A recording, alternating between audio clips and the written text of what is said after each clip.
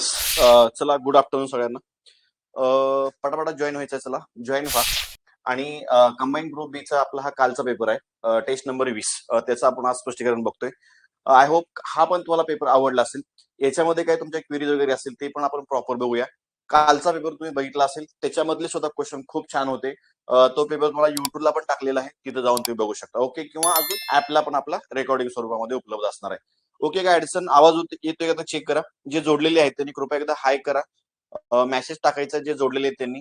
आणि आवाज एकदा येतोय का बघा. मग आपण सेशन स्टार्ट करूया. कंबाईन ग्रुप बी आणि ग्रुप सी चा हा टेस्ट नंबर 20 मधला पेपर आहे. आणि क्वेश्चनची रचना किंवा क्वेश्चन बऱ्याच मुलांना खूप आवडतायत म्हणजे आपण मेहनत घेतलेली आहे, त्यामुळे लक्षात ठेवा काहीतरी युनिकनेस वाटतोय. मार्केटपेक्षा काहीतरी युनिक याच्यामध्ये आपण क्वेश्चन डिझाईन केलेले आहेत. तुमचं कन्फ्युजन होते, काही काही प्रश्नामध्ये कन्फ्युजन होते, याचा अर्थ पेपर क्वालिटी चांगली आहे. आता बरेच मला असे इनबॉक्स मध्ये मेसेज पडलेत की सर प्रॉपर एक्झामचा फील वगैरे येतोय. ते असे मेसेज आहेत किंवा तुम्हाला पण आता जे बघतायत लाईव्ह त्यांना पण वाटत असेल काहीतरी युनिकनेस आहे टेस्ट सिरीज मध्ये. काहीच अडचण नाही. ओके, 8 तारखेचा पेपर आहे, 8 डिसेंबर 2025चा. लक्षात ठेवायचं, त्याच्यामध्ये आपलं डिस्कशन मॅथ आणि रिझनिंग बघतोय. हा साधा प्रश्न होता, सोपा होता, हा बोनस मार्क होता. याचं उत्तर सगळ्याला जमलं पाहिजे होतं. आणि या पेपरमध्ये लक्षात ठेवायचं, या पेपरमध्ये तुम्हाला कमीत कमी 17 प्लस मार्क यायला पाहिजे होते. बघा प्लीज लक्षात ठेवा, 17 प्लस मार्क यायला पाहिजे होते. थोडं अनालिसिस करा, आपण कुठं चुकतोय काही नाही. थोडी मी आजच्या पेपरमध्ये थोडी स्ट्रॅटेजी सांगतो. अजून स्ट्रॅटेजी म्हणजे काय, तुम्ही आता प्रत्येक शिक्षकाची स्ट्रॅटेजी वेगवेगळी असते, कृपया लक्षात ठेवायचं. आता प्रत्येक शिक्षक किंवा बरेच शिक्षक म्हणतात की तुम्ही 90 प्लस अटेम्प्ट ठेवा, 95 प्लस अटेम्प्ट ठेवा, किंवा सगळे सुद्धा गोल करा, असे पण सांगणारे शिक्षक आहेत. ओके, सगळे गोल करा म्हणजे सगळे सोडवा असे पण म्हणतात. पण लक्षात ठेवायचं, आपलं टार्गेट ते नाही. आपलं टार्गेट महाराष्ट्रामध्ये येणं नाहीये, डोक्यात ठेवा पहिल्यांदा. महाराष्ट्रात मला पहिला यायचं नाही, लक्षात ठेवा. पहिला यायचं नाही, मला पास व्हायचंय. म्हणजे पास व्हायचं म्हणजे काय, नॉर्मली तुम्हाला बघा मेरिट जर 54 लागलं, मेरिट 54 लागतंय, तुला 90 जरी पडले तर हा पण पास आहे, तो पण पासच आहे ना. इंटेन्शन मला सांगण्याचा तो आहे.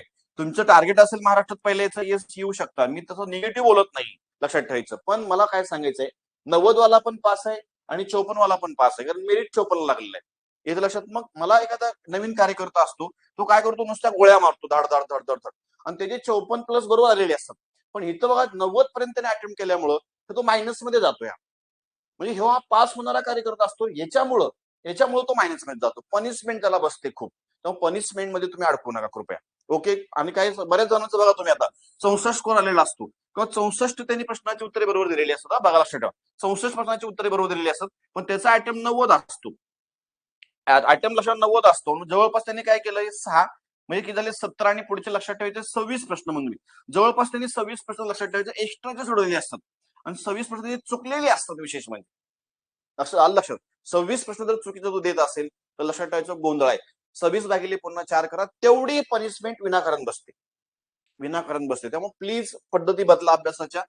थोडं बघा अटेम्प्ट कमी ठेवा, मी असं म्हणतोय. तुमचा अटेम्प्ट हा सेफ अटेम्प्ट असणार आहे, 80 मध्ये अॅक्युरेसी पाहिजे. जर तुम्ही 2 वर्ष किंवा 1.5 वर्ष अभ्यास करून जर पेपरला गेलेला असेल तर तुम्हाला 100 प्रश्नामध्ये कमीत कमी 50 प्रश्नाचे उत्तर येणं अपेक्षित आहे, तरच तुम्ही प्रॉपर ट्रॅक वरती आहात. मी किती म्हणतोय, 100 पैकी 50 प्रश्नाची म्हणतोय उत्तर येणं, अॅक्युरेट येणं गरजेचं आहे. मग तुमचा पहिला राऊंड जो आहे, जाऊ द्या 10 मिनिटं जाऊ द्या, काय अडचण आहे. तुमचा पहिला जो राऊंड असतो तो 100% येणारे प्रश्न सोडवा. पहिला राऊंडला 100% येणारे प्रश्न तुम्ही ते 50 सोडवू शकता, आरामात सोडू शकता. 2.5 वर्ष किंवा 2 वर्ष अभ्यास करून गेलेला असेल तर कार्यकर्ता. ओके, दुसरा राऊंड जो असतो लक्षात ठेवायचं 50-50 असतो.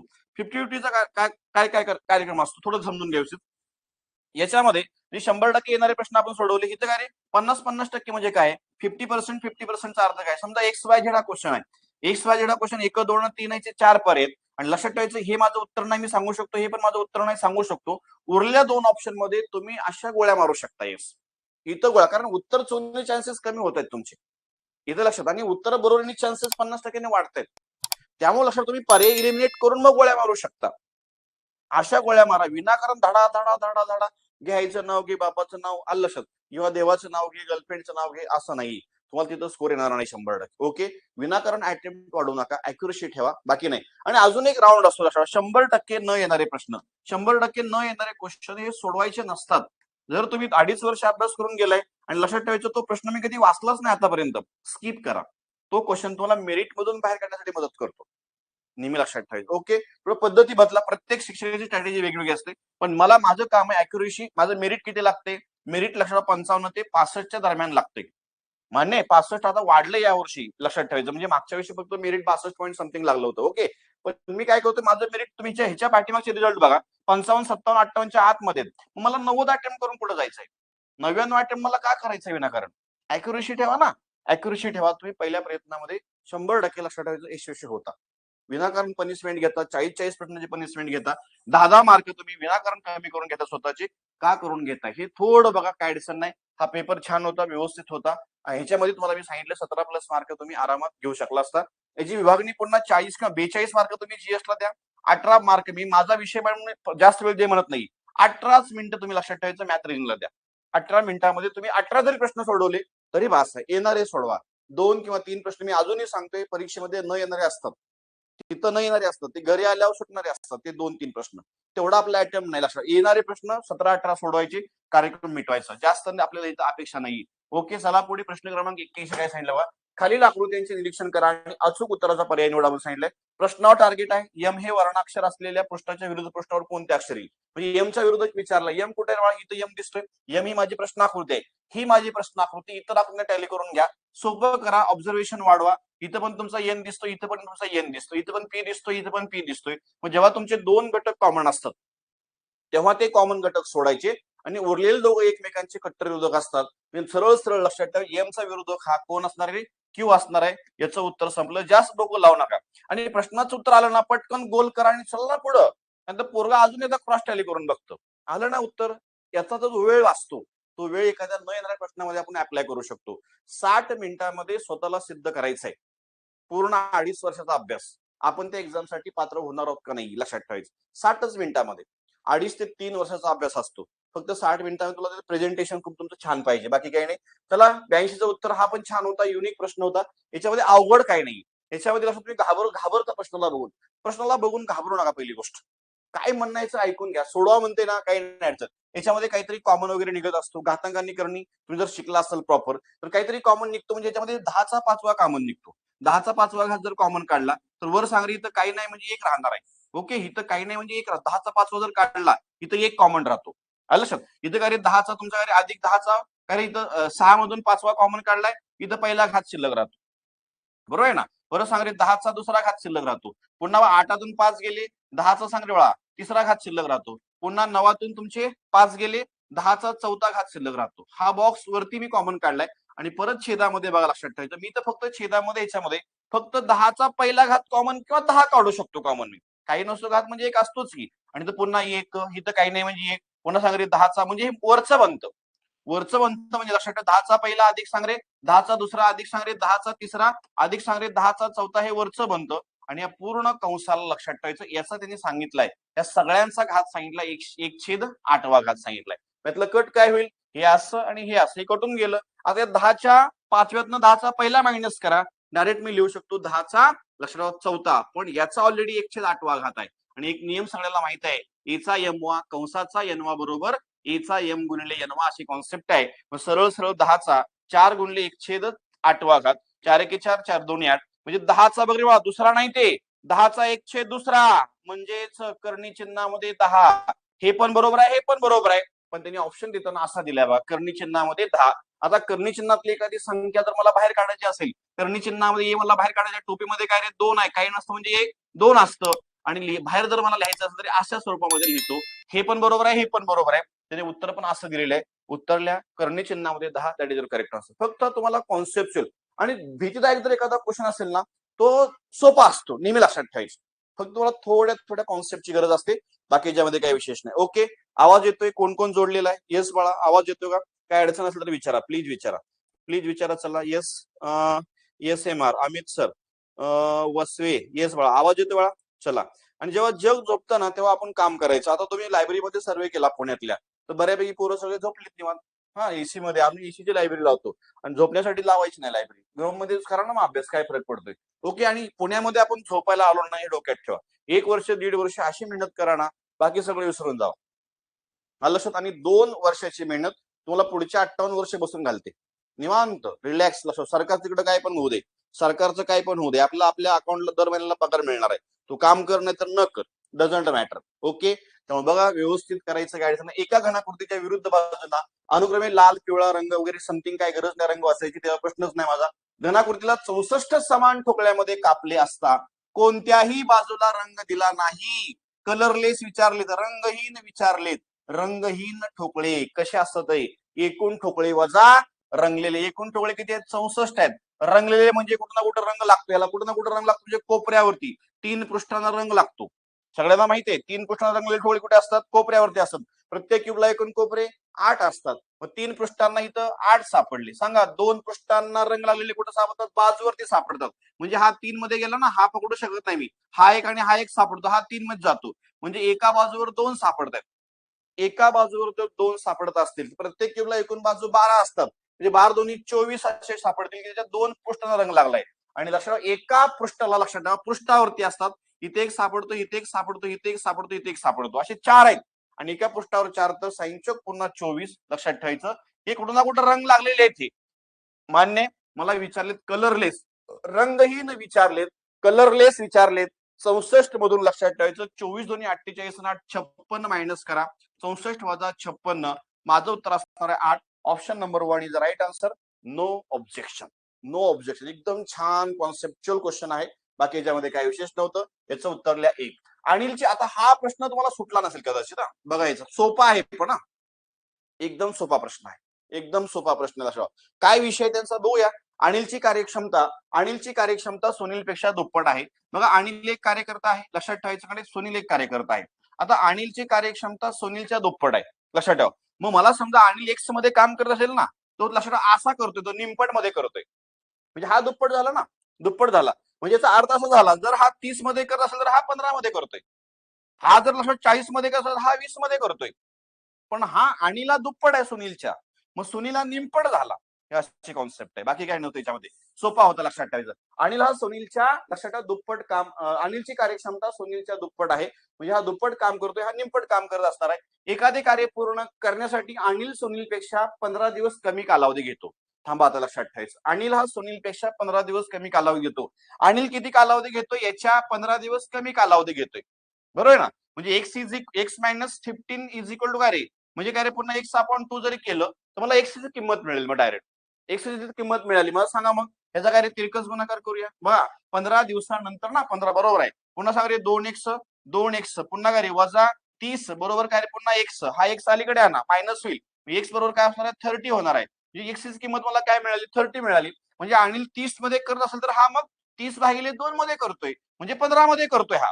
ही कॉन्सेप्ट आहे, लक्षात ठेवायचं. बघूया मग काय विचारले. जर ते काम दोघांनी मिळून केले तर ते काम किती दिवसामध्ये करेल किंवा किती दिवसामध्ये होईल. म्हणजे याचा अर्थ काय? अनिलला एला एक काम करायला बघा रे, एला एक काम करायला 30 दिवस लागतात. म्हणजे सुनीलला पुन्हा तेच काम करायला सांगण्या वेळा 15 दिवस लागतात. दोघांनी केलं म्हणले, मग 30 आणि 15चा लसावी किती येतो? 30च येतो. लक्षात ठेवा 30 आणि 15चा लसावी 30 आला. आणि यांचं पर डे काम कोण सांगते? 30 एके 30 आणि काय रे 3 15 दोन्ही 30. दोघं मिळून एका दिवसामध्ये 3 काम करतात. लक्षात, दोघं मिळून एका दिवसामध्ये 3 करत असेल तर ते काम दोघांना मिळून करायचं आहे. मग 30 काम करायला किती दिवस लागतील? 30/2 30/3 ना, दोघं मिळून करतायत म्हणून 3 करा. विषय क्लोज. हा सोपा होता प्रश्न, विशेष काय नव्हतं. 10 दिवस याचं उत्तर होतं. लिहा 10 डेज. म्हणजेच काय? Option number 4 is right answer. No objection. काही नव्हतं त्याच्यामध्ये विशेष. तुम्ही असं जरी सोडवलं असतं. बघा एला अनिलला 30 दिवस, सुनीलला 15 दिवस. दोघांचा लसावी हा 30 येतो. एकूण काम काढलं आपण, त्यांचं पर डे काम काढले 30/30 1 आणि 30/15 2. दोघं मिळून एका दिवसामध्ये 3 काम करतात. 30/3 10 दिवस लागतील. विषय क्लोज. सोपा होता हा पण. 84चं उत्तर बिंदास लिहायचं. पर्याय क्रमांक 4. चला 18 मजूर हा बोनस मार्क होता. 18 मजूर 12 तास काम करून एक काम 30 दिवसामध्ये संपवितात. भागिले काय रे, पुन्हा तेच काम आता 20 मजुरांना 36 दिवसामध्ये संपवायचं आहे तर किती तास लागतील? म्हणजे मला विचारलं H2 ची किंमत काढली. आपले तास विचारलेत ना. 18 1 18 18 2 36. पुन्हा सांग रे, बे 1 के बे, बे 7 12, बे 3 6, बे 1 के बे, बे 0 0, 10 1 10, 10 3 30. मग उत्तर संपलं. 3 3 9 लिहा. H2 is equal to 9 days. 9 तास. तास ना, तासामध्ये पाहिजे होतं. 9 तासाचं उत्तर होतं. बोनस मार्क होता. काही नव्हतं याच्यामध्ये, विशेष काय नव्हतं. हा बोनस मार्क होता. आणि असे 10 बोनस मार्क असतात तुम्हाला 20 पैकी. 10 प्रश्न हे सुटणारे असतात. 8वी 9वी 10वीच्या बेसवरती प्रश्न असतात ते 10. तुम्हाला क्वेश्चन सिलेक्शन जमलं पाहिजे. क्वेश्चन सिलेक्शन तुम्ही कुठलेही पेपर काढा, 8वी 9वी 10वीच्या बेसवरती तुमचे 10 प्रश्न असतात. आणि 10 प्रश्न तुला फक्त अभ्यास करून जायचं. त्या 10 मध्ये पण 8 जरी आले तरी सफिशियंट आहेत. 18 प्रश्न तुम्हाला आरामात येतात. विशेष काय नव्हतं याच्यामध्ये. ओके. चलो चलो चलो चलो 18, हे बा काय अडचण नाही. याचं उत्तर लिहा 9 तास होतं, काही प्रॉब्लेम नाही. आगगाडीत बसून एक व्यक्ती, हा पण भारी प्रश्न होता, मुद्दाम टाकला होता प्रश्न मी. ह्याला बेस असं तयार, म्हणजे ह्याला अनुसरून एखादा वेगळा आयोग काहीतरी प्रश्न तयार करेल, म्हणजे खांबाची लांबी मोजणं वगैरे वगैरे असा प्रश्न 100% असतो. आता बघा, आगगाडीत बसून एक व्यक्ती इलेक्ट्रिक खांबाची संख्या मोजत आहे. 2 खांबातील अंतर 50 मीटर आहे. आता बघा, खांब पहिला, खांब दुसरा, खांब तिसरा, चौथा वगैरे वगैरे डॉट डॉट डॉट. 2 खांबातलं अंतर सांग रे बाळा. इथं 2 खांबातलं अंतर 50 आहे, लक्षात ठेवायचं. हे तुम्हाला सांगायचं मला फक्त. 2 खांबातलं अंतर 50 मीटर आहे आणि त्या आगगाडीचा वेग ताशी 40 किमी आहे. तर 5600 खांब मोजण्यासाठी किती तास लागतील? आता तुम्ही जर असा विचार केला, इथं 2 खांबातलं अंतर 50 आहे, एकूण खांब माझे 5601 आहेत, आणि याला इंटू करून काय करतो, 50 करतो. उत्तर चुकतं, खांब मोजताना चुकले तुम्ही. आता 2 खांबातलं अंतर म्हणजे 1 पासून 4 पर्यंत 50-50 चे फक्त 3 गट्टे होतात. 3 म्हणजे काय रे बा, पण खांब किती झाले, 1 2 3 4, 4 मध्ये 50 चे 3 गट्टे सापडले. म्हणजे याचा अर्थ काय, तुम्हाला एकतर सुरुवातीचा खांब किंवा शेवटचा खांब आपल्याला वजा करावा लागतो, तो येत नाही काउंटिंग मध्ये. लक्षात, सुरुवातीचा किंवा शेवटचा, कारण 1 आणि 2 मिळून हा 1 बनलाय, 2 आणि 3 मिळून 1 असा बनतो, तो लक्षात ठेवायचा. त्यामुळं या एकूण खांबातनं 5601 खांबातनं एक खांब मायनस केला, 5600 आपल्याला प्रॉपर खांब मिळतील. मग आणि का रे, खांबातलं अंतर किती आहे, 50 मीटर आहे. हे मीटर मध्ये आहे, पुन्हा बघा लक्षात ठेवायचं. 3 शून्य टाकून देतो, 1 2 3 शून्य टाकून दिले, 5 सख्ख 30, पुन्हा हातचे आले 3, पुन्हा 5 वजा 25 आणि 3 झाले 28, म्हणजे 2,80,000 मीटर अंतर झालं. मीटर झालं, मीटर. एक एक लय महत्वाचे असतात, एक एक समान असते ते समान करून घ्यावे लागतात. आता काय झाले माहितीये का, आगगाडीत वेग लक्षात ठेवा ताशी 40 किमी आहे. आगगाडीचा वेग जर एका तासामध्ये 40 किमी जात असेल तर लक्षात एक तासामध्ये दिले, आणि हे मीटर मध्ये आहे. याचं किलोमीटर मध्ये रूपांतर करूया. सांगा मग, काय छोट्याला मोठं करताना मी हजारानं भागतोय, ह्याला जर मी हजारांनी भाग दिला तर सांग रे बाळा काय होईल. हे 3 शून्य कट मारा, म्हणजे 280 किलोमीटर. लक्षात ठेवायचं, किलोमीटर म्हणतोय मी. 280 किलोमीटर मला एकूण डिस्टन्स मिळालं. आणि एका आगगाडीचा वेग कसा आहे, ताशी 40 किमी मध्ये लक्षात ठेवायचं जात असेल तर ते खांब मोजायला किती वेळ लागेल लक्षात ठेवा. मग 280 भागिले फक्त काय करायचं होतं बाळा, 40 करायचं होतं. मग एकूण आपल्याला किती तास लागतील ते मिळालं असतं, तीची किंमत मिळाली असती. मग 0 0 4 1 4 4 7 28, टी बरोबर 7 तास. 7 तास हे आपलं उत्तर असणार आहे. लिहा उत्तर, option 1 is right answer, no objection. पण भारी होता, कॉन्सेप्च्युअल होता. तुम्हाला असं कधी कधी वाटतं, अरे यार प्रयत्न करायला पाहिजे होता, सुटला असता मला. पण नंतर विचार करून चालणार नाही. तिथंच अंडरस्टँडिंग वाढवा, म्हणजे प्रश्न वाचा, अंडरस्टँडिंग पॉवर वाढवा, आणि अॅक्युरेसी महत्वाची असते, आणि स्पीड महत्वाचा असतो. काय म्हणायचं, स्टेप कमी करा. परीक्षेमध्ये तुम्ही विनाकारण स्टेप वाढवता, फळाभरून उत्तर काढता, काही नाही गरज रे बाळा, काही गरज नाही. गेम चेंजर टेस्ट सिरीज मध्ये तेच सांगितलंय, फळाभरून नाहीये. तुम्हाला एक्झामची डिमांड ओळखता आली पाहिजे. एक्झामची तोपर्यंत तुला डिमांड ओळखता येत नाही. प्रत्येक क्वेश्चन आयोग डिझाईन करताना तो प्रश्न मी मुद्दाम हे स्टेटमेंट वापरतोय प्रत्येक टेस्ट सिरीज मध्ये. तो क्वेश्चन डिझाईन करताना तो 40-50 हायेस्ट 1 मिनिटामध्ये सुटेल असा तो क्वेश्चन डिझाईन करतो. कारण माझा कॉन्फिडन्स मी का बोलतोय मी लक्षात 13 पासून ते आतापर्यंत 25च्या सगळ्या पेपरचं अनालिसिस करून तुम्हाला शिकवतोय. एक्झामची डिमांड आपल्याला कळलेली आहे, लक्षात ठेवायचं. एक्झामची डिमांड कळलेली आहे. क्वेश्चन सिलेक्शन तुम्हाला प्रॉपर जमलं पाहिजे, बाकी काय नाही याच्यामध्ये. ओके, काय अडचण, प्रॉब्लेम, याचं उत्तर लिहायचं, बिंदास लिहायचं, 7 तास, विषय क्लोज. चला पुढे. हा पण बोनस होता. कडचे सगळे अंक पूर्णवर्ग संख्येत लक्षात ठेवायचं. बघूया मग काय विषयामध्ये, बघूया काय केले माहिती त्यांनी, कडच्या सर्व अंकांचे वर्गमूळ काढले. इथं 5 आहे, इथं 4 आहे, पुन्हा सांग रे 7 आहे, पुन्हा 11 आहे. किती झाले 11, आणि हे लक्षात ठेवायचं 7. 18 झाले, 18 आणि 4 22, 22 आणि 5 किती झाले 27, आणि 27 लक्षात ठेवायचं तो वर्ग आहे. 27चा वर्ग 729 येतो, 100% तो लक्षात ठेवा, 729. आता काय केलंय सार्थ, कडच्या सर्व संख्यांचे वर्गमूळ काढले आणि त्यांची बेरीज केलेली आहे, आणि त्या बेरजेचा वर्ग करून मधली संख्या बनवली त्यांनी. असं सगळीकडे तुमचं हे टॅली होतं का नाही तुम्ही चेक करा. आणि तुम्ही काढतो 99 81, 3 त्रिक 9, 10 10 100, 40 चौक 16. याची बेरीज करूया. 10 19, 23 23 आणि 3 पुन्हा 26 झाले, आणि 26चा वर्ग हा 676 येतो. कारण 25चा वर्ग 625 आहे. त्याच्या पुढची संख्या म्हणजे सरळ 25च्या वर्गाच्या पुढचे सगळे उत्तर आहेत. हे ह्याला फुली मार दो, इसको भी फुली मार दो, इसको भी फुली मार दो. उत्तर काय असणार आहे, ऑप्शन 3 इज राईट आन्सर. बाकी याच्यामध्ये काही विशेष नाही. कडच्या सर्व अंकांचे वर्गमूळ घेऊन त्याची बेरीज करून त्या बेरजेचा वर्ग म्हणजे मधला अंक, अशी ती कॉन्सेप्ट होती. हा पण छान होता, युनिक प्रश्न होता, विषय नाही याच्यामध्ये काय. 88. आता बघा तुम्ही वाचून डायग्राम वगैरे वगैरेच काय काय केलं असेल ना, प्लीज केलं असेल 100%. बघा मी काय सांगतो त्याच्यामध्ये एक वाक्य आहे फक्त. बरं ठीक आहे, व्यक्ती किती तरी व्यक्ती 1 2 3 4 5 व्यक्ती आहेत. आणि प्रोफेशन आपल्याकडे किती आहेत रे? एक शेतकरी आहे, एक मुक्त व्यावसायिक आणि एक शिक्षक आहे. 3च प्रोफेशन आहेत, पण 5 व्यक्ती आहेत. पण त्या 5 व्यक्तीतले 2 कार्यकर्ते रिकाम टेकडे आहेत. काय म्हणले बघा, ते लक्षात ठेवायचं.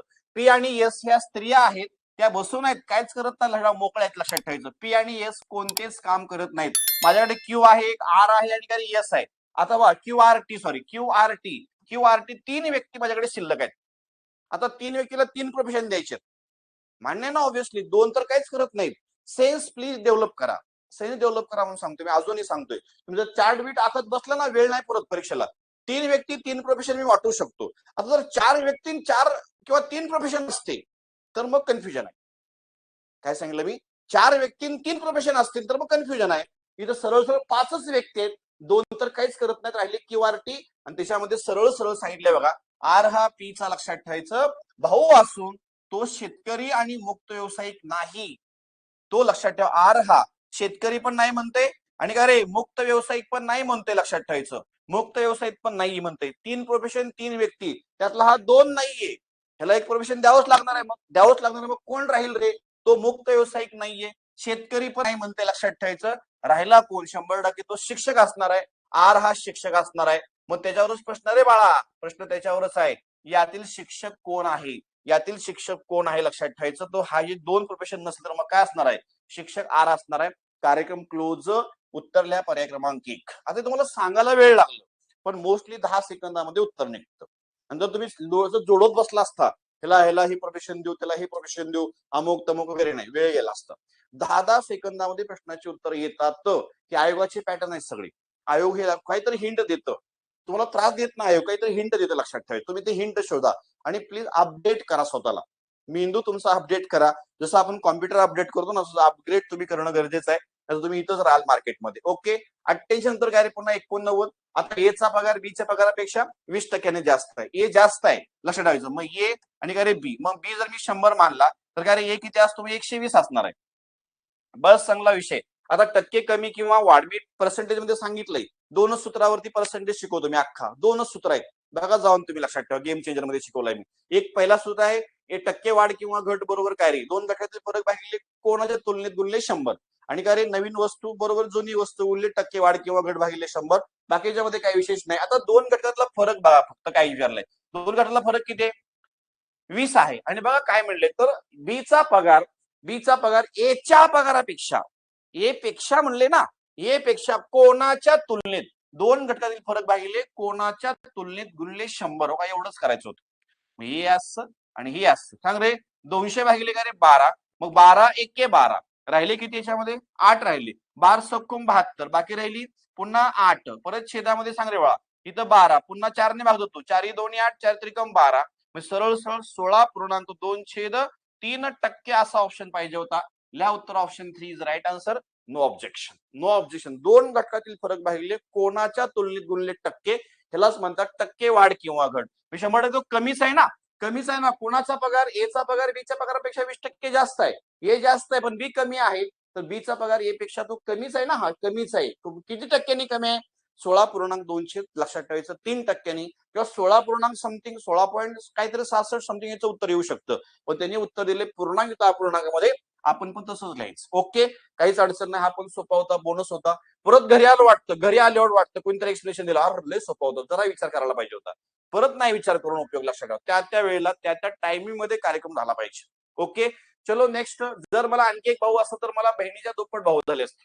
पर्यावरण जायचं, नो गुणाकार, नो भागाकार, नो बेरीज, नो वजाबाकी. लक्षात ठेवा, म्हणजे गुणिले आरो चिन्ह वगैरे कसला विषय नाही. पर्यायचं ऍप्लिकेशन होतं बघा. समजा लक्षात, अनुक्रमे माझ्या भावाची आणि काय रे बहिणीची संख्या दर्शवा असं म्हणते ते. म्हणजे भाऊ, समजा मी बघा डायरेक्ट घेऊन सांगतो, भाऊ जर 3 पकडले, बहिणी 2 पकडल्या, प्रश्नातल्या कंडिशनला टॅली करूया. जर मला आणखी एक भाऊ असता तर बहिणीच्या दुप्पट भाऊ झाले असते. जर मला आणखी एक भाऊ असता, भावामध्ये एक भाऊ ऍड करा आणि बहिणीच्या दुप्पट भाऊ झाले असते म्हणते ते. 2ची दुप्पट 4 होते का? होते. ही पहिली कंडिशन टॅली होते याला. आता विषय काय झालाय, पुन्हा तोच पर्याय घेतला मी, भाऊ आणि काय रे पुन्हा बहिणी, पुन्हा भाऊ आणि बहिणी घेतली, 3 आणि पुन्हा 2. पण त्यांनी काय म्हणले, जर मला आणखी एक बहीण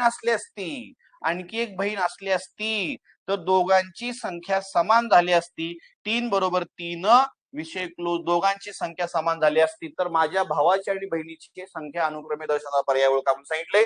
उत्तर लिहा बिंदास्त. Option number 2 is right answer. 2 ला मी डायरेक्ट टॅली करून घेतलाय. तुम्ही टॅली करून बघा, ह्याला पहिली कंडिशनच फेल होते, दुसरी कंडिशन चेक करायची नाही. मग ह्याला पुन्हा टॅली करा, ह्याला तर पहिलीच कंडिशन फेल होऊन जाते, दुसरी टॅली करायची नाही. जर पहिलीच टॅली होत नसेल दुसरी कशावर जातोय? काय काय पोरांना हा पण सेन्स नाहीये की बाबा पहिली कंडिशन जरी मी टॅलीच होत नसेल, दुसरी जरी टॅली होत असेल ना तरी ते चुकलंच ना. दोन्ही कंडिशन प्रश्नातल्या ह्याला टॅली होणं गरजेचं आहे. म्हणून लक्षात, ह्याला टॅली होत नाही, ह्याला पण टॅली होत नाही, ह्याला पण टॅली होत नाही, ह्याला होतं विषय क्लोज याचा. Okay, option 2 is right answer. कार्यक्रम क्लोज. ओके, पुन्हा एकदा सांगतो, एक संधी आहे, अजूनही संधी लक्षात गेली नाही. 25 दिवस माझ्याकडे आहे.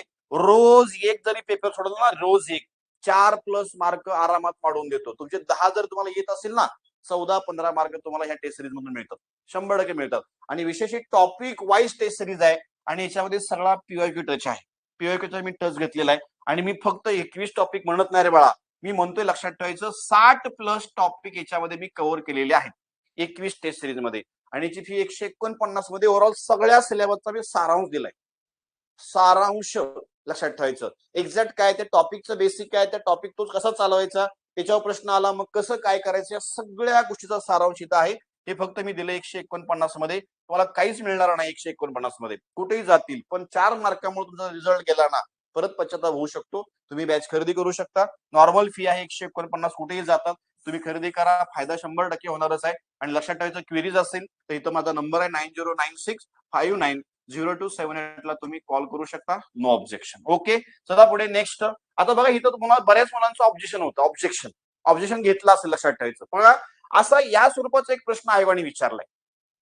म्हणजे आय थिंक एसटीआयला किंवा पीएसआय पूर्व किंवा मुख्यला एक प्रश्न विचारला होता, पण त्याला थोडं अपडेट करून मी लक्षात ठेवायचा प्रश्न घेतलेला आहे. तर क्लिअर आहे. आता काय माहित आहे का, इथं तुम्ही बघा, इथं असं म्हणू शकत नाहीत एका ठिकाणी 2 व्यक्ती बसू शकतात असं आयोगाचं म्हणणं आहे. त्याच्यावर बरेच जण यापैकी नाही असं पण त्यांनी दिलेलं आहे, लक्षात ठेवायचं ऑप्शन. पण आयोगाचं काय म्हणणं आहे, एका ठिकाणी 2 व्यक्ती बसू शकतात. तसा यांनी क्वेश्चन डिझाईन केला आणि उत्तर इथं दिलेलं आहे ऑप्शन नंबर 1. लक्षात ठेवायचं. बघूया, आपण चेक करूया. तुम्ही इथं टॅली करून घ्या, इथं उत्तर येत नाही. बरेच मुलं म्हणते उत्तर 2 येतं.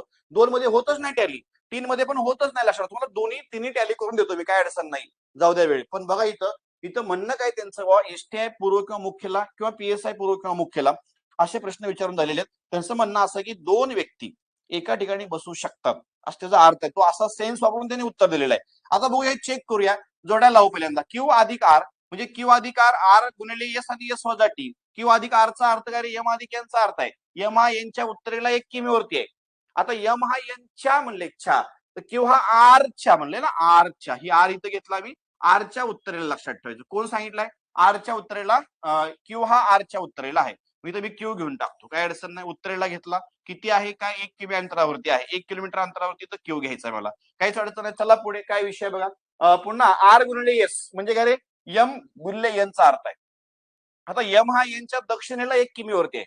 कसं वाचणार मग, आर हा एसच्या दक्षिणेला, पूर्व पश्चिम उत्तर दक्षिण, पण 1च किलोमीटर आहे म्हणते ते. लक्षात ठेवायचंय, इथे 1च किलोमीटर आहे म्हणते.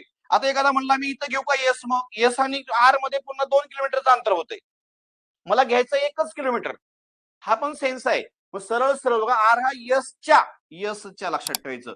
यसला पुन्हा मी इथं टाकतो. क्यू इथं बसला ऑलरेडी, लक्षात ठेवायचं. इथंच किंवा इथंच यस आहे, कारण 1च किलोमीटर अंतर घेतलेलं, हा पण सेन्स आहे ना. जर समजा मी इथं 2 किलोमीटर म्हणलं असतं तर मी यस इथं टाकला असतं. मग कसं रे बघा, इथं बघा, यम हा एनच्या दक्षिणेला म्हणजे आर हा यसच्या दक्षिणेला, पूर्व पश्चिम उत्तर दक्षिणेला, एसच्या दक्षिणेला आर आहे, पण तो 1 किलोमीटर अंतरावरती आहे. पुन्हा 1 किलोमीटर आणि हा 1 किलोमीटर, ही कॉन्सेप्ट आहे. पण हे एक प्रॉपर 1च किलोमीटर अंतर आहे. आणि एक पुन्हा एस वजा पी म्हणजे यम वजा एन, म्हणजे यम हा एनच्या पश्चिमेला 1 किमी अंतरावरती आहे. एस हा पीच्या पश्चिमेला, एस हा पी ची पश्चिम दिशा कुठं असते, पूर्व पश्चिम. मला पी इथं घेणं अपेक्षित होतं. मग सरळ लक्षात ठेवायचं, इकडं तो यस बसलाय. पीच्या पश्चिमेला 1 किलोमीटर अंतरावरती यस बसलेला आहे. आणि त्यांनी तर प्रश्न विचारला होता, पी हा क्यूच्या पूर्वेला आहे असं समीकरण दर्शवा म्हणते ते.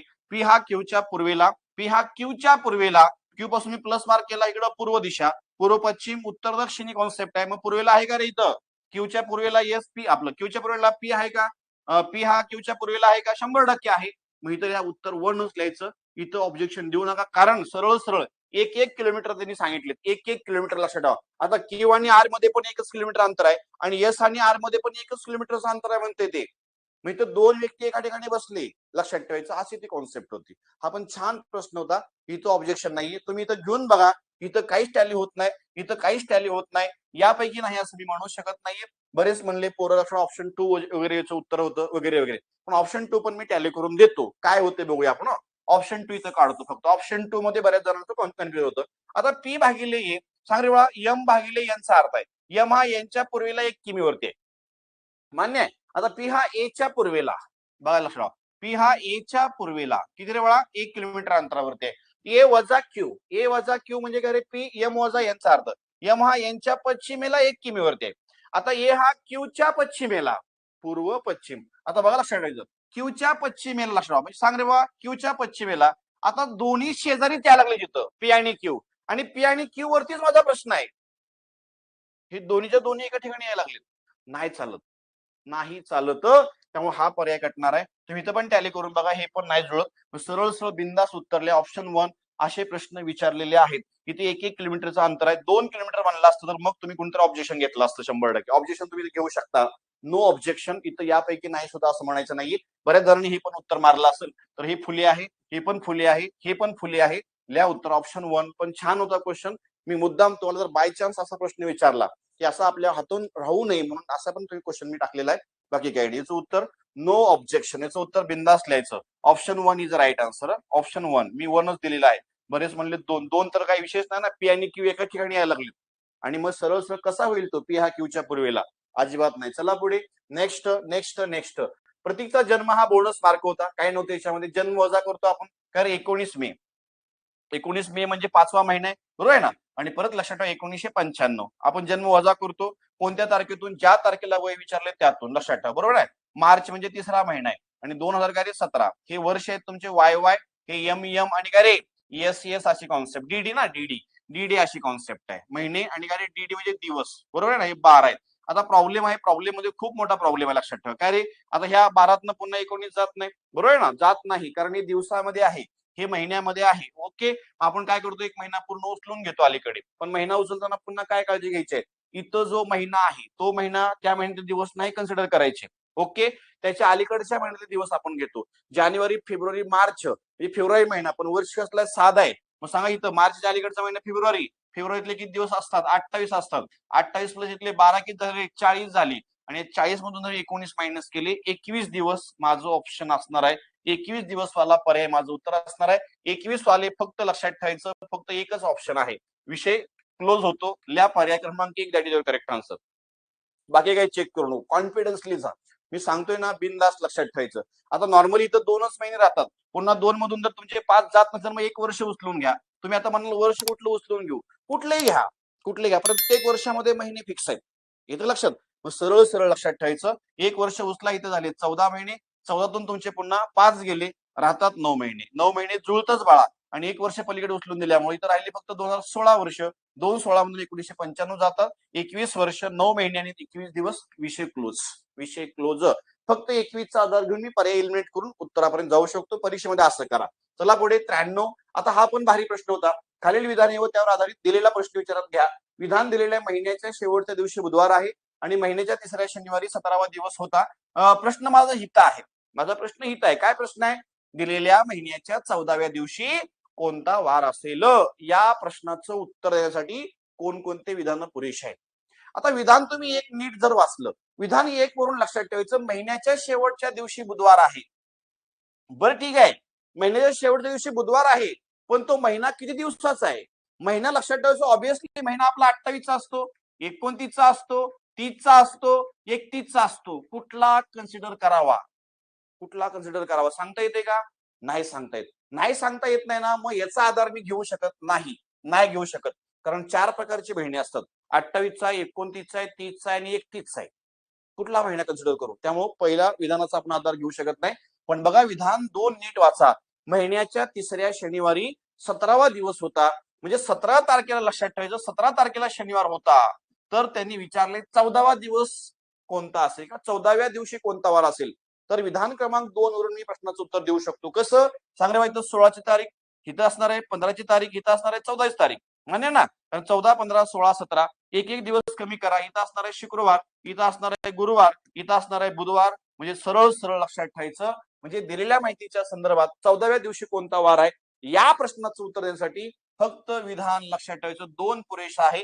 मग या प्रश्नाचं उत्तर देण्यासाठी फक्त विधान 2 पुरेसं आहे. पर्याय क्रमांक 2 दॅट इज करेक्ट आन्सर. हा पण भारी आणि छान प्रश्न होता, युनिक प्रश्न होता. चला पुढे नेक्स्ट.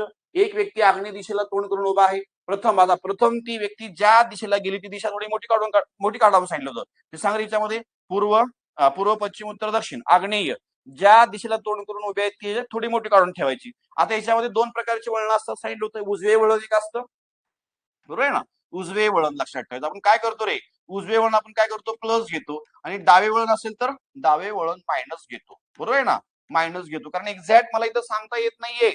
याच्यामध्ये प्रॉपर तुम्हाला लक्षात ठेवायचं 204 म्हणजे कोण मापक आणावं लागेल तुम्हाला तिथं प्रॉपर कोण मापकाने काढता येतं ते असं नाही सापडत. पण तुम्हाला आयोग काय करतो कुठल्या तरी दिशेला आणून सोडतं. कुठल्या दिशेला आणून सोडतं म्हणजे 45 मध्ये सोडतं, 90 मध्ये सोडतं, 135 मध्ये सोडतं, 180 मध्ये सोडतं, डॉट डॉट डॉट असं 360 ही कॉन्सेप्ट होते बरोबर आहे ना. 45 गॅप घेऊन घेतलं. आता उजवे वळण आणि डावे वळण काय केलं बघा. प्रथम तो व्यक्ती ज्या दिशेला गेलेला ती दिशा थोडी मोठी काढून ठेवा आणि बघा आता प्रथम उजवीकडे म्हणले म्हणजे प्लस मध्ये वळतोय तो 204 मध्ये उजवीकडे वळला. नंतर डावीकडे वळतोय मायनस मध्ये वळतोय 312.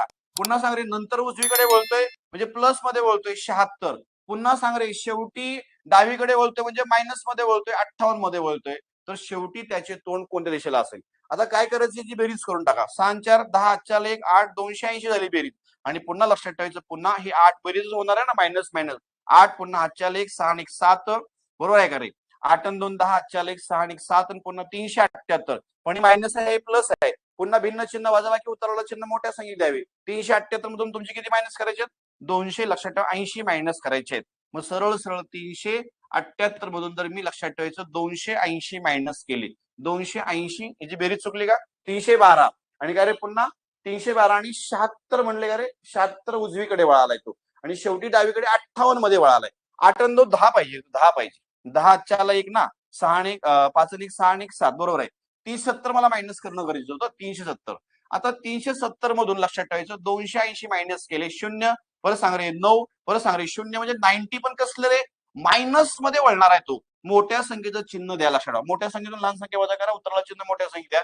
याचं उत्तर ना -90. आता उत्तर जर पुन्हा प्लस मध्ये आलं तर प्रथम तो व्यक्ती ज्या दिशेला गेला त्याच्या उजवीकडे वळा आणि उत्तर जर मायनस मध्ये आलं प्रथम ती व्यक्ती ज्या दिशेला गेली त्याच्या डावीकडे वळा. डावीकडे 90 मध्ये वळणं म्हणजे 45 चे 2 वळणं घेणं वळण 1 वळण 2 म्हणजे ही दिशा माझं उत्तर असणार आहे. आग्नेय नैऋत्य वायव्य ईशान्य. ईशान्य म्हणजे option 3 is right answer. No objection. एकदम भारी आणि छान प्रश्न होता. कॉन्सेप्च्युअल होता. काय काय पोरं लक्षात ठेवा स्किप करून देतात प्रश्नाचं उत्तर अजिबात जायचं नाही स्किप नाही करायचं. 94 नंतर 95 काय सांगतोय बघा. बघा हा पण छान होता इथल्याच करूया 5 1 5 5 9 45 आणि काय रे पुन्हा 0 9 8 72 720 झाले. पुन्हा प्लस करायचं आहे 12 1 12 पुन्हा 12 3 36 12 3 36 पुन्हा लक्षात ठेवा किती रे 7 12 सकून 72 पुन्हा 0 आणि 36 8 ना 0 8 0 0 8 सक 48 लक्षात ठेवा. पुन्हा 4 4 8 3 24 आणि 4 पुन्हा 28 झाले ना 28 2880 लक्षात ठेवा. आणि परत काय म्हणले पुन्हा अधिक 4 1 4 4 सक 24 0 6 7 6 8 480 आणि या सगळ्यांची बेरीज जर केली 40 80 येते. लिहा विषय क्लोज. ऑप्शन नंबर 3 याचं उत्तर होतं. हा पण छान प्रश्न होता युनिक होता. तिथे एकदा सोडवा परत वेगळं समीकरण मांडत बसणार परीक्षेमध्ये. सर्व पिशव्या उषा आहेत. सर्व पिशव्या उषा म्हणून सांगितले उषा लक्षात ठेवायचं. पुन्हा सांग रे बाळा काही पिशव्या कंपास आहेत. काही पिशव्या म्हणल्या पिशव्या काही पिशव्या कंपास पिशव्यामधून घे मग हे कंपास आणि सरळ सरळ लक्षात ठेवायचं काही उषा पिशव्या आहेत. काही उषा पिशव्या हे बरोबर येतं लक्षात ठेवायचं. काही उषा कंपास हे पण बरोबर येतं लक्षात ठेवायचं. आणि काही पिशव्या कंपास नाहीत. काही पिशव्या कंपास आहेत. काही कंपास पिशव्या आहेत. काही पिशव्या कंपास नाहीत. काही कंपास पिशव्या नाहीत. काही पिशव्या आणि कंपास समान आहेत. मग सरळ सरळ हे पण बरोबर आहे. ऑल आर करेक्ट लिहा उत्तर. अनुमान 1 आणि 2 आणि 3 तिन्ही बरोबर आहेत. उत्तर पर्याय क्रमांक 4 होतं. चला पुढे नेक्स्ट 97 जर प्रत्येक 64 मिनिटात घड्याळाचं दोन्ही सोय एकत्र येतात तर एका दिवसात घड्याळ किती पुढे किंवा मागे जाईल. म्हणजे घड्याळातील लॉस किंवा गेन काढा म्हणले लॉस किंवा गेन काढायचं सूत्र एक बा पाठीमाग मी आय थिंक हा घेतला नव्हता, पण छान प्रश्न आहे. घड्याळातील लॉस किंवा गेन काढायचा परीक्षेमध्ये प्रश्न विचारला तर एक सूत्र आहे 700 लक्षात ठेवायचं 20/11 वजा एम आणि काय रे पुन्हा दुसऱ्या कंसामध्ये 24 × 60 भागिले पुन्हा एम करून टाकायचं. घड्याळातील लॉस किंवा गेन काढा किंवा प्रॉफिट काढा, घड्याळ किती पुढे आहे किती मागे आहे असं जर परीक्षेमध्ये प्रश्न विचारला तर लक्षात ठेवा सूत्र हे आहे, तुम्हाला अप्लाय करावं लागतं. 720/11 वजा एम दुसऱ्या कंसामध्ये 24 × 60 भागिले लक्षात ठेवायचं एम करायचं होतं इथं. एम करा, काय अडचण नाही. आणि एम ची किंमत टाका 720/11 वजा 64 आणि परत याला छेद काय नाही म्हणजे एक ही कॉन्सेप्ट आहे. आणि पुन्हा 24 × 60 छेदामध्ये पुन्हा 64. याला आताच भाग देऊ नका, हे सोडू पहिल्यांदा. 720 × 720 अपूर्णांकाचा वजाबाकी तिरकस गुणाकार होतो. 720 × 720 11 चौकी 13 वजा 44 7 4 11 सगळं 66 आणि 4 किती झाले 70 झाले. आणि पुन्हा खालच्या खालचा गुणाकार म्हणजे 11 × 11 हे एक तुमचं समीकरण बनतं. आणि सरळ दुसऱ्या कंसामध्ये सांगितले त्यांनी, दुसऱ्या कंसामध्ये काय सांगितले 24 × 60 ना, 24 × 60 छेदामध्ये पुन्हा 64. मग चला फरक घ्या, ह्यातला फरक येतो 16. 16 छेदामध्ये 11 गुणले, बोला रे 24 × 60 परत छेदामध्ये 64. 16 × 16 16 चौक 64 4 × 4 4 सक 24 साई 36 360 ला पुन्हा मी 11 ने भाग दिला. 11 त्रिक 33 राहिले किती 3 11 दोन्ही 22 राहिले पुन्हा 8 छेदामध्ये 11. पण लक्षात ठेवायचं पुढे असेल हे, कारण उत्तर माझं प्लस मध्ये आलेलं आहे. सूत्रामध्ये किमती टाकून जर उत्तर प्लस मध्ये आलं तर तो आपला प्रॉफिट असतो किंवा घड्याळ पुढे असतं. आणि सूत्रामध्ये किमती टाकून जर उत्तर मायनस मध्ये येत असेल तर तो लॉस असतो, घड्याळ पाठीमागा असतं. हे नेहमी लक्षात ठेवायचं. ओके, माझं उत्तर पाहिजे 32.811 मिनिटे पुढे, म्हणजे सरळ सरळ ऑप्शन 1 इज राईट आन्सर. हा छान प्रश्न होता. लॉस किंवा गेन वरती तुम्हाला परीक्षेमध्ये प्रश्न 100% विचारला जाऊ शकतो. 97 98 हा तर बोनस मार्क होता. ग्रेड आकृतीमध्ये एकूण त्रिकोण किती आहेत, how many triangles in this diagram. Box मधले त्रिकोण मोजा. 1 2 3 4 चे डबल किती रे 8. 1 2 3 4 चे डबल पुन्हा 8. पुन्हा 1 2 3 4 8 झाले. पुन्हा 1 2 3 4 8 झाले. 8 चौकी झाले 32 झाले. आता जॉईंट मोजायचं. जॉईंट मध्ये काय विषय, दोन डायग्राम एकमेकाला जोडल्यामुळं तुझा असा एक बनतो आणि पुन्हा असा एक बनतो, असे दोन सापडतात. पुन्हा असा एक बनतो, पुन्हा घरी असा एक बनतो, असे दोन सापडतात. पुन्हा असा बनतो, पुन्हा सांग रे असा एक बनतो, पुन्हा दोन सापडतात आणि पुन्हा असा लक्षात ठेवायचा आणि पुन्हा असा एक बनतो. असे पुन्हा 2 4 6 आणि काय रे पुन्हा 8 झाले. असे झाले 40. पण याच्यामध्ये अजून त्रिकोण आहेत. किती 4 त्रिकोण आहेत. त्याला आपण हिडन म्हणतो, जे आपण घेतलं नाहीये ते अजून लक्षात ठेवायचं. सगळ्यात मोठे काटकोन त्रिकोण लक्षात ठेवायचं. असे प्रत्येक कोपऱ्यावर एक बनतो. इथं बनतो, इथं बनतो लक्षात ठेवायचा असा. पुन्हा घरी इथं पण बनतो असा, कळते का. आणि परत इथे एक बनतो असा लक्षात ठेवायचं. म्हणजे फायनली पुन्हा याच्यामध्ये 4 सापडतील. याचं उत्तर असणार आहे 44. आता परत कुठं त्रिकोण सापडणार नाही बिंदा असल्या. याचं उत्तर असणार आहे पर्याय क्रमांक 4 that is correct answer. Okay, हा पण छान होता, कॉन्सेप्च्युअल होता. 99चा क्वेश्चन बघायच्या मध्ये क्वेश्चन हा पण छान होता. याच्यामध्ये काय, आता फ्रुट्स जर बघितलं, फ्रुट्स बघा किती ठिकाणी फ्रुट्स इथं दिसतंय, इथं पण दिसतंय, बरोबर आहे ना. याच्यामध्ये काय एक इथं पण एक कॉमन दिसतोय. शेवटी एक वाले ऑप्शन बघा किती, इथं दिसतोय एक, इथं पण दिसतोय एक, इथं पण एक दिसतोय. शेवटी म्हणजे हे उत्तर माझं संपणार आहे. चला पुढे. आता याच्यामध्ये काय रे दुसरं काय सांगितले, रेड सांगितले. रेड रेड जर बघितलं मला मग काय काढावं लागेल, रेड एका ठिकाणी आहे का. मग गुड साठी काय जाईल सांगा, गुड साठी इथं सरळ सरळ 8 8 जाईल. गुड साठी 8 जाणार आहे. आणि परत सांग रे बाळा, रोज 2 ठिकाणी, रोज इथं पण आहे इथं पण आहे. याच्यामध्ये कॉमन 3 दिसतंय मला. कॉमन शब्द कॉमन अंक ही कॉन्सेप्ट आहे ना. उरलं काय रे 7. रेड साठी 7 येणार आहे, कन्फर्म आहे. रेड साठी बघा मी काय सांगितलंय, फ्रूट साठी 1 सांगितलंय, रेड साठी काय सांगतोय 7 सांगतोय. म्हणजे 71 जर बघितलं इथंच दिसतंय मला, कारण इथं 751 आहे. हा पर्याय कटणार आहे, हा पण पर्याय कटणार आहे. आणि सरळ जर अजून खात्री करायचं स्वीट साठी काढू शकतो स्वीट, कारण फ्रूट साठी मी काढलाय. लक्षात ठेवा स्वीट साठी राहिला फक्त 5 येईल की मग 571 लिहा, विषय क्लोज लिहा. कॉमन शब्द कॉमन अंक, कॉमन शब्द कॉमन अंक अशी कॉन्सेप्ट असते. सोपा असतो हा क्वेश्चन, बाकी काही नाही. सोडून देऊ नका हे क्वेश्चन, सोपे असतं. आणि लास्ट दुपारी 12 वाजल्यापासून त्याच दिवशी सायंकाळी 6 वाजेपर्यंत मिनिट काटा आणि तास काटा यांच्यामध्ये किती वेळा काटकोण तयार होईल म्हणते. काटकोण एका तासामध्ये 2 वेळा होतो. 2 अपवाद सोडले तर लक्षात ठेवायचं, 2 अपवाद एका तासामध्ये 2 वेळा. 24 तासामध्ये लक्षात ठेवा किती वेळा, मग 24 तासामध्ये 12 तासामध्ये किती वेळा असं म्हणतो पहिल्यांदा. 12 तासामध्ये किती वेळा आणि 24 तासामध्ये किती वेळा. एका तासात 2 वेळा. पण लक्षात 2 अपवाद आहेत. 2 अपवाद कोणते माहिती का, एक 3 ते 4 मध्ये, बरोबर 3 ते 4 मध्ये एकदा होतो. आणि लक्षात ठेवायचं 9 ते 10 मध्ये हा एकदा होतो. उरलेल्या प्रत्येक तासामध्ये काटकोन 2 वेळा होतो. मग इथं 12 तासामध्ये 22 वेळा, इथं 12 तासामध्ये 22 वेळा, इथं 44 वेळा असा होतो. पण बघा आपला प्रश्न वेगळा आहे. 12 ते लक्षात ठेवायचं सायंकाळी 6 वाजेपर्यंत विचारलेलं आहे. मग सरळ एक आपोआप सापडणार आहे आपल्याला 12 ते 6 मध्ये, पुन्हा 12 ते 6 मध्ये विचारले ना, मी असं करू का मग 12 ते 1 पुन्हा घरी 1 ते 2, 1 ते 2 ते पुन्हा घरी 3, 3 ते पुन्हा 4, 4 ते पुन्हा 5, 5 ते पुन्हा घरी 6, 6 पर्यंत विचारले आपल्याला. अपवाद कोणते आपल्याला 3 ते 4 मध्ये अपवाद आहे. इथं फक्त एकदा होणार आहे, इथं दोनदा होईल, इथं दोनदा होईल, इथं दोनदा होईल, इथं पण दोनदा होईल, इथं पण दोनदा होईल. 2 परत 2 2 4 6 8 10 आणि किती रे 11 वेळा. याचं उत्तर 11 वेळा पाहिजे होतं.